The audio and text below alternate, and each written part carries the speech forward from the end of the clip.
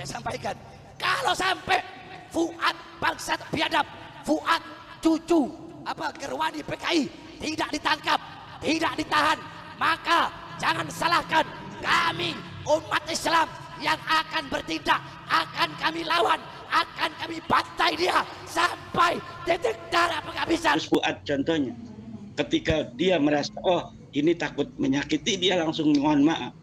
Tapi Bahar Smith ketika mengatakan bahwa Wali Songo tidak punya keturunan, dia mengatakan sendiri bahwa saya tidak akan mohon maaf sampai hari kiamat. Rizik Syihab telah memberikan.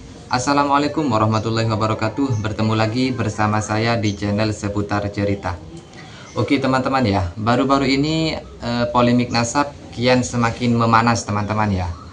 Bahkan dua kubu ini, kubu HRS dan kubu Kiai Haji Imaduddin Usman Al-Bantani itu sama-sama melaporkan, bahkan sampai ada yang mengajak perang teman-teman ya. Tapi yang paling saya suka dari video yang saya akan bagikan ini adalah ketegasan Kiai Haji Imaduddin Usman Al-Bantani dalam menyikapi masalah-masalah yang dihadapinya. Lantas seperti apa statement Kiai Haji Imaduddin Usman Al-Bantani dalam menyikapi masalahnya? Tanpa lama-lama, mari langsung kita simak videonya. Saya sampaikan, kalau sampai Fuad bangsat biadab, Fuad cucu Gerwani PKI tidak ditangkap, tidak ditahan, maka jangan salahkan kami umat Islam yang akan bertindak, akan kami lawan, akan kami bantai dia sampai titik darah penghabisan. Fuad contohnya, ketika dia merasa oh ini takut menyakiti, dia langsung mohon maaf. Tapi Bahar Smith ketika mengatakan bahwa Wali Songo tidak punya keturunan, dia mengatakan sendiri bahwa saya tidak akan mohon maaf sampai hari kiamat. Rizik Syihab telah memberikan provokasi perang, mengatakan laskar monyet, Kiai monyet dan lain sebagainya. Sampai sekarang tidak ada mohon maaf itu. Saya tanya, kayak begitu mau dibiarin apa enggak? Andaikan ada guru kalian, ya, guru kalian terus dihina, dibilang monyet, dibilang pengkhianat. Saya tanya, apa yang orang Madura lakukan? Jawab. Apa? Diapain? Carok. Sekarang baru dihina satu tokoh mereka saja sudah emosi. Ini kiai-kiai monyet, pasukan monyet, jenderal-jenderal monyet.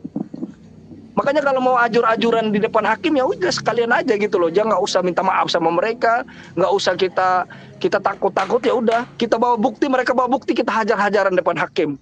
Nanti kita sama-sama bawa bukti di depan hakim siapa yang menghina ulama-ulama pahlawan seperti Kiai Hashim, yang menghina Gus Dur. Kami sampaikan, pihak kepolisian, Mabes Polri dan penegak hukum, si Fuad bangsat dan biadab, mereka Fuad dan gerombolan-gerombolannya telah keterlaluan.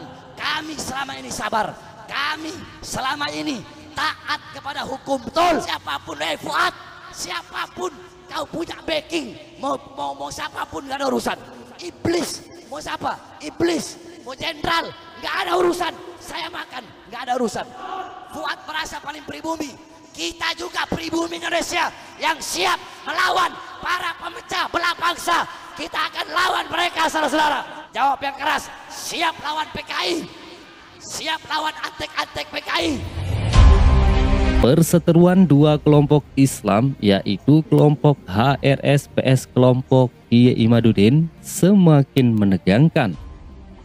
Saling lempar narasi di antara keduanya terus terjadi hingga berujung saling melaporkan. Bahkan keduanya saling tantang menantang perang. Mendesak pemerintah untuk menangkap Rizik Syihab sebagai pemecah belah umat dan masyarakat karena sering membuat gaduh dan onar. Meminta kepada pihak kepolisian menindak cepat dan memenjarakan Fuad cucu PKI yang telah menghina guru kita bersama, guru 2. Pertikaian ini berawal dari persoalan nasabah alwi dan yang terbaru yaitu soal wacana pemberian gelar pahlawan kepada guru tua yang ditolak oleh kelompok Kiai Imaduddin dan para pengikutnya. Hal inilah yang memperpanjang perseteruan kedua kelompok ini yang memang sudah panas dari semenjak isu nasabah alwi yang menyeret para habib disebut bukan keturunan Nabi alias habib palsu. Tentu di sisi pengikut HRS ini tentu menyakitkan. Tetapi kalau dilihat dari gaya ceramah mereka ini, perlahan sebagian masyarakat ikut meragukan bahwa mereka memang benar bukan keturunan Nabi akibat dinilai sering memprovokasi umat. Hari Senin kemarin sudah melaporkan narasi provokatif Rizik Syihab agar diproses secara hukum. Negara kita adalah negara hukum, panglimanya adalah panglima hukum. Kalau kita sudah melapor, ya jangan demo-demo. Biarkan para aparat hukum yang kemudian memandang apakah ini pantas untuk dilanjutkan ataukah tidak. Orang Nusantara enggak orang pintar semua, jadi ngerti lah. Nggak usah seperti maling lempar sembunyi tangan. Orang mereka yang gebur PKI di Indonesia mereka kok. Jadi nggak masuk akal lah. Di mana seorang Gus Fuad sudah memohon maaf dan mengklarifikasi. Nah, sabkul lisan itu lisan yang terlanjur bicara itu kan harus ditanyakan maksudnya seperti apa. Ketika Sohibul Kalam ini menerangkan maksud saya seperti itu, maka maksud yang disarah itulah yang kemudian yang harus diterima. Dan ini adalah luar biasa seorang Gus Fuad, di mana dalam masa perjuangan mengangkat harkat derajat martabat bangsa Nusantara dari sementara pengakuan sebuah klan yang mengaku dirinya sebagai cucu Nabi namun tidak terbukti, tetapi ketika ada bersinggungan Gus Fuad langsung mohon maaf. Itu adalah ciri bangsa Nusantara yang mempunyai peradaban dan akhlak yang lebih luhur bahkan sebelum Islam itu sendiri datang. Nah, berbeda dengan Bahar Smith misalnya, yang dia telah menghina Wali Songo, keturunannya terputus. Dia mengatakan sendiri dengan lidahnya mensarah, saya tidak akan memohon maaf sampai hari kiamat. Nah, itu bedanya bangsa Nusantara yang luhur, yang merupakan terah-terah dari para raja yang mulia, yang kaya raya di masa lalu. Kemudian ada terah daripada terah kenabian dari Wali Songo. Sehingga dua kekuatan suci ini menjadi akhlak-akhlak yang adiluhung yang dimiliki oleh para ulama-ulama dan pemimpin-pemimpin Nusantara hari ini. Itulah seperti Gus Fuad contohnya. Ketika dia merasa, oh ini takut menyakiti, dia langsung mohon maaf. Tapi Bahar Smith ketika mengatakan bahwa Wali Songo tidak punya keturunan, dia mengatakan sendiri bahwa saya tidak akan mohon maaf sampai hari kiamat. Rizik Syihab telah memberikan provokasi perang, mengatakan laskar monyet, Kiai monyet dan lain sebagainya. Sampai sekarang tidak ada mohon maaf itu. Inilah bedanya akhlak adiluhung Nusantara yang merupakan terah nutfah nabawiyah dan nutfah para kesatria Nusantara yang agung dan maha dilambari oleh nilai-nilai tinggi peradaban dengan orang-orang semacam mereka, Bahar Smith, Rizik Syihab dan sebagainya, yang sampai hari ini ketika menyatakan perang tidak ada klarifikasi dan mohon maaf, yang telah menimbulkan berbagai macam kegaduhan di daerah-daerah, tapi tidak ada mohon maaf. Kenapa? Akhlak. Disinilah mentalitas akhlak yang mulia atau akhlak yang tidak mulia. Dan Gus Fuad telah memperlihatkan kemuliaan akhlak Nusantara dengan beliau memohon maaf. Walaupun tidak mohon maaf ya, walaupun diproses dalam hukum. Ini kan penghinaan semacam ini, penghinaan yang tidak bisa masuk ke dalam delik karena orangnya sudah meninggal dunia. Orang yang harus melaporkannya siapa? Tidak ada kan. Nah, kemudian walaupun ada, Itu hanya 4 bulan ancaman hukumannya. Nah, tetapi dengan itu Gus Fuad memohon maaf karena memang itu mungkin akan menyakiti kalau salah paham dari ucapannya itu orang-orang yang mengagumi Idrus bin Salim Al-Jufri, dan itu sudah dilakukan. Saya kira ini adalah uluran tangan yang mesti untuk diterima oleh keluarga besar akhirat. Mari kita jadikan pengalaman beberapa hari ini, bagaimana kita bermuhasabah terhadap bagaimana kita berbangsa, bagaimana kita bernegara, bagaimana kita bersaudara antar satu daerah dengan daerah lain. Jangan memicu-micu nilai-nilai primordialisme yang dimana setiap daerah mempunyai primordialisme, dan kesejarahan bangsa Indonesia telah mengetahui bagaimana Yogyakarta, bagaimana Mataram di masa lalu yang mempunyai peradaban yang adiluhung, peradaban tinggi, para kesatria ada di sana dan lain sebagainya. Jadi nilai-nilai kedaerahan itu harus ditekan. Yang harus kita utamakan adalah nilai kebangsaan, keindonesiaan. Semacam hukum adat dan lain sebagainya yang dituduhkan kepada Gus Fuad itu nilai-nilai primordialisme yang membahayakan daripada persatuan bangsa dan negara. Seharusnya itu ditegur oleh aparat-aparat yang ada di sana. Karena apa? Kalau di sana punya adat, di sini juga punya adat. Di Jogja juga punya adat. Nanti kalau adat dengan adat, ini akan mencederai kebangsaan kita sebagai satu bangsa Indonesia, sebagai satu negara Indonesia. Kita harus mengedepankan nilai keindonesiaan di atas kedaerahan. Kita harus mengedepankan nilai-nilai keindonesiaan di atas suku, di atas agama yang ada di Indonesia. Agama ini tinggi, al-Islam ya'lu wa la yu'la alaih. Tetapi dalam konteks keindonesiaan, agama ini dilindungi oleh negara, dilindungi oleh Pancasila, dilindungi oleh TNI kita, dilindungi oleh Polri kita, dilindungi oleh setiap desah napas dari bangsa Indonesia. Dan ini kita harus mengedepankan, saling hormat menghormati, saling harga menghargai, toleransi, saling maaf memaafkan ada kesalahan. Apalagi ini masih bulan Syawal. Mari kita halal bihalal, mari kita saling maaf memaafkan. Jangan narasi-narasi yang berpotensi memecah belah bangsa. PWI sebagai organisasi yang mengusung nilai-nilai peradaban tinggi, masa lalu kesultanan di Nusantara, ajaran-ajaran Wali Songo, dalam mereaksi Rizik Syihab misalnya, tidak dengan provokasi kembali, tapi kita dari Dewan Pimpinan Pusat terutama telah diinstruksikan oleh Ketua Umum Gus Abbas Bud bahwa yang harus dikedepankan adalah proses hukum. Maka di setiap daerah mulai hari Senin kemarin sudah melaporkan narasi provokatif Rizik Syihab agar diproses secara hukum. Negara kita adalah negara hukum, panglimanya adalah panglima hukum. Kalau kita sudah melapor, ya jangan demo-demo. Biarkan para aparat hukum yang kemudian memandang apakah ini pantas untuk dilanjutkan ataukah tidak.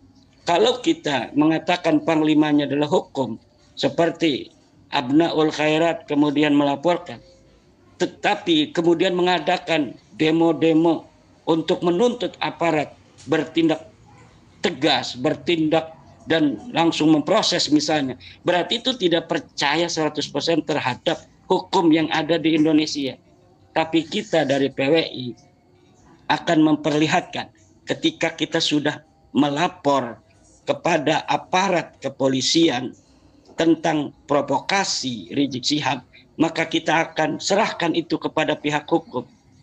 Kita tidak akan demo-demo menuntut agar pemerintah atau pihak kepolisian segera untuk memproses. Tidak. Kita serahkan kepada aparat hukum bagaimana, apakah provokasi yang kemarin dinarasikan oleh Rizik Syihab itu sudah layak untuk dimasukkan ke dalam pengadilan ataukah tidak, dan itu kita serahkan kepada polisi. Dan saya kira inilah pembelajaran yang dibawa hari ini, dipertontonkan, diajarkan oleh perjuangan Wali Songo Indonesia agar menjadi contoh bagi bangsa-bangsa lain yang hari ini sudah berada di Indonesia, kita terima dengan tangan terbuka. Jadi ini sepertinya harus menjadi suri tauladan. Nah, kemudian mengenai isu PKI yang kemarin digemborkan, bahkan ada yang berusaha mendemo, saya kira Gus Fuad tidak terlalu mempermasalahkan itu. Buktinya PWI Jogja dan sekitarnya laporan kepada saya, Kiai katanya kita mau jaga di rumah Gus Fuad, tapi ditolak katanya. Jadi ketika ada ancaman demo sejak beberapa hari yang lalu, itu PWI Jogja dan kabupaten-kabupaten di Jawa Tengah sekitar daripada Jogja itu ingin menempatkan pasukan laskar di sana di Pondok Pesantren Gus Fuad, tapi Gus Fuad dan keluarga Pondok Pesantren Raudatul Fatihah menolak. Biarkan aja, enggak apa-apa, enggak usah di jaga-jaga katanya. Akhirnya marah itu para laskar-laskar, kemudian kepada saya mengadu, apa itu maksudnya Gus Fuad katanya, menolak kami untuk PAM di pesantrennya Gus Fuad. Nah, kemudian Gus Fuad katakan bahwa memang itu tugasnya polisi, katanya sudah ada negara kita negara hukum, ya tentu yang akan menjaga keamanan adalah pihak polisi. Ya, kalau yang jaga itu laskar nanti terjadi bentrok antar pribumi, itu tidak diinginkan oleh Gus Fuad sama sekali. Dan saya kira Gus Fuad tidak akan melaporkan itu. Kalau keluarga besar dari Wonokromo yang lain mungkin saja ya. Tapi kalau Gus Fuad kira, dan saya berusaha untuk memahami beliau tidak akan mempermasalahkan itu, dan beliau sendiri tidak akan melaporkan secara pribadi. Tapi keluarga besar beliau kan besar di Jogja itu, hampir seluruh kiai-kiai yang ada di Jogja itu ada kaitan persaudaraan dengan Gus Fuad Pleret, terutama dari kiai-kiai terah Keraton Yogyakarta dan Surakarta. Dan saya kira ini yang akan jadi masalah kalau misalnya pihak daripada Sulawesi Tengah itu pun semakin menunjukkan kedaerahan, maka saya khawatir juga nanti tokoh-tokoh ulama Yogyakarta itu juga akan memperlihatkan kedaerahannya. Tentunya ini akan mengganggu stabilitas kita sebagai bangsa yang bersaudara, bangsa yang mengedepankan toleransi, bangsa yang mengedepankan maaf gitu kan. Coba bagaimana Gus Fuad langsung minta maaf gitu. Karena memang walaupun bahasanya terlihat itu Mas Rifki, sepertinya yang dialamatkan kepada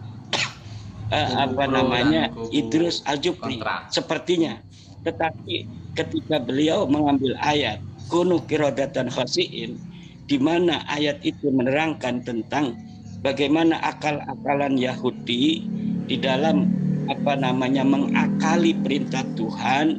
Nah, itu sebenarnya beliau kemudian mengklarifikasi bahwa yang beliau maksud sebagai monyet itu adalah usaha-usaha orang-orang yang ingin menjadikan Idrus Al-Jupri sebagai pahlawan, kemudian tanpa memenuhi syarat. Jadi ingin dipaksakan. Jadi bukan Idrus Al-Juprinya, tetapi usaha-usaha akal-akalan seperti Yahudi yang kemudian dikutuk oleh Allah menjadi kera. Nah, itulah yang dimaksud, dan itu beliau sudah klarifikasi. Dan saya kira itu harus diterima oleh keluarga besar Abnaul Khairat, di mana seorang Gus Fuad sudah memohon maaf dan mengklarifikasi. Nah, sabkul lisan itu lisan yang terlanjur bicara itu kan harus ditanyakan maksudnya seperti apa. Ketika Sohibul Kalam ini menerangkan maksud saya seperti itu, maka maksud yang disarah itulah yang kemudian yang harus diterima. Dan ini adalah luar biasa seorang Gus Fuad. Aidit, Fahri Barabba, Ahmad Barabba, Musa Al-Munawwar, itu semua kan PKI semua. Terus yang mau dituduh PKI itu siapa gitu loh? Hah? Apa seperti maling lempar batu sembunyi tangan, begitu maksudnya? Yuk kita ini juga orang Nusantara, nggak orang pintar semua, jadi ngerti lah. Nggak usah seperti maling lempar sembunyi tangan. Orang mereka yang jebur PKI di Indonesia mereka kok. Jadi nggak masuk akal lah. Kalau menurut saya, kalau seandainya suatu saat nanti kalau mau jor-joran di depan hakim, kita jor-joran aja sekalian. Siapa sih yang PKI sebenarnya? Siapa sih yang nasab palsu sebenarnya? Ya. Kalau saya Kiai Imad ya, punten ya, mohon maaf. Kalau saya sih kalau mereka mau lapor atau mau bertemu di depan hakim, saya setuju aja. Nanti kita sama-sama bawa bukti di depan hakim, siapa yang menghina ulama-ulama pahlawan seperti Kiai Hashim, yang menghina Gus Dur. Kita ambil semua bukti-bukti, kita bawa juga di depan hakim, kita saling tuntut. Kita lihat, mau nggak pemerintah mengambil jalan tengah untuk menghakimi yang salah, atau pemerintah mau hakim mau membela Ba'alawi, itu aja. Kita punya bukti banyak kok. Faisal Assegaf menghina Kiai Hashim, kan banyak. Ya udah, kalau memang mau ngelapor-lapor kita jor-joran aja gitu loh. Sekarang pertanyaan saya, ketika Rizik Syihab mengatakan ke Gus Dur buta mata buta hati, apa ada Abnaul Nahdiyin mereka mengatakan mereka telah menghina Kiai Gus Dur, terus mengatakan oh ini Ba'alawi monyet segala macam? Nggak ada. Karena orang Nusantara itu diajari sopan santun. Sekarang baru dihina satu tokoh mereka saja sudah emosi. Ini apa namanya, kiai-kiai monyet, pasukan monyet, jenderal-jenderal monyet. Makanya kalau mau ajur-ajuran di depan hakim, ya udah sekalian aja gitu loh. Jangan, nggak usah minta maaf sama mereka, nggak usah kita takut-takut. Ya udah, kita bawa bukti, mereka bawa bukti, kita hajar-hajaran depan hakim. Itu aja. Itu kalau saya ya. Ini pendapat saya. Gak usah nanggung-nanggung lah, kita punya bukti banyak.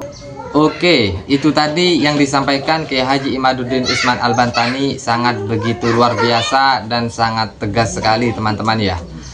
Semoga polemik nasab ini cepat reda dan masalah dari Gus Fuad Pleret juga kunjung selesai teman-teman ya, supaya kembali aman makmur seperti itu, tidak ada polemik lagi di Nusantara tercinta ini.